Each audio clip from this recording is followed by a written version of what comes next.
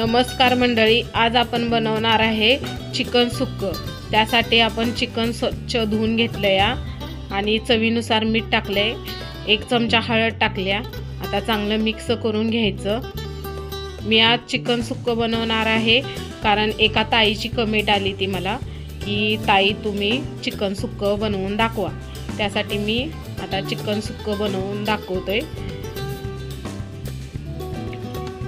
त्यासाठी मी आता गॅसवर एक पातेलं ठेवले।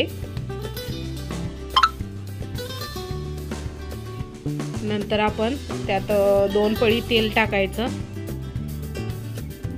तेल चांगलं आपलं कडल्यानंतर आपण त्यात आपण चिकन टाकायचं। आता चांगलं हलवून घ्यायचं, मिक्स चांगलं करायचं।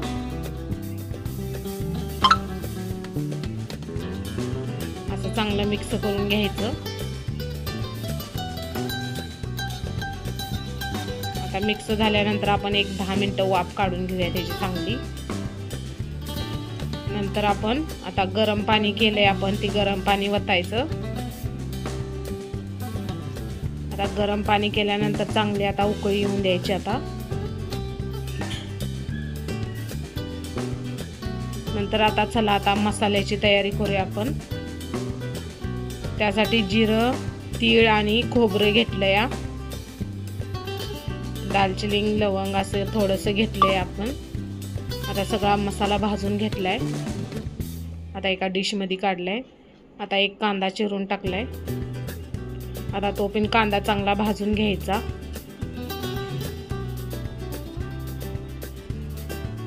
थोडंसं तेल टाकायचं म्हणजे चांगला कांदा भाजतो। एक टोमॅटो आपण घेतलाय, तो पण चांगला भाजून घ्यायचा। नंतर अद्रक आणि लसूण घेतलाय, तो पण आपण टाकलाय त्यात। आता चांगलं मिक्स करून घ्यायचं, चांगलं भाजून घ्यायचं। नंतर आता एका डिश मध्ये काढून घ्यायचं।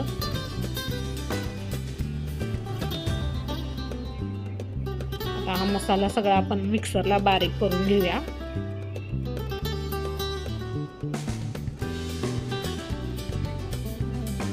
थोडंसं पाणी टाकले। आता आपण हे चिकन आता शिजलंय आपलं, थोडंसं आपण आता काढून घेऊया एका डिश मध्ये। आता आपण सुक्कं बनवणार आहे, त्यासाठी आपण हे काढून घेऊया। आता आपण एक कढई छोटी ठेवल्या, त्यात आता 2 पळी तेल टाकायचं। नंतर आपण एक कांदा चिरलाय, तो आता चांगला भाजून घ्यायचा त्यात। आता आपण मसाला बनवलेला तो मसाला टाकायचा। आता चांगलं तेल सुटस तोपर्यंत मसाल्याचा तेल सुटस्तवर चांगलं भाजून घ्यायचं। आता आपण हा मसाला टाकलाय, चटणी आपलं थोडंसं लाल तिखट टाकलंय, थोडं चिकन मसाला टाकलाय आणि थोडं धना पावडर टाकल्या। आता चांगलं मिक्स करून घ्यायचं।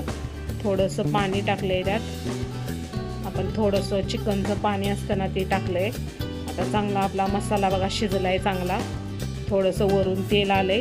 आता चिकन टाकायचं त्यात, आता चांगलं मिक्स करून घ्यायचं। असं चांगलं मिक्स करून घ्यायचं।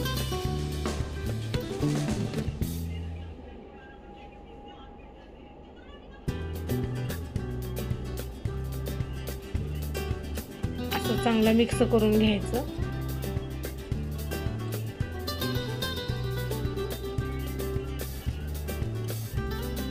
हे आपलं चिकन आता सुक्कं तयार झाले, ते झाले चांगलं झणझणीत, तिखट आणि दिसायला पण किती छान दिसतंय बघा, आणि खायला पण तेवढंच भारी वाटतं।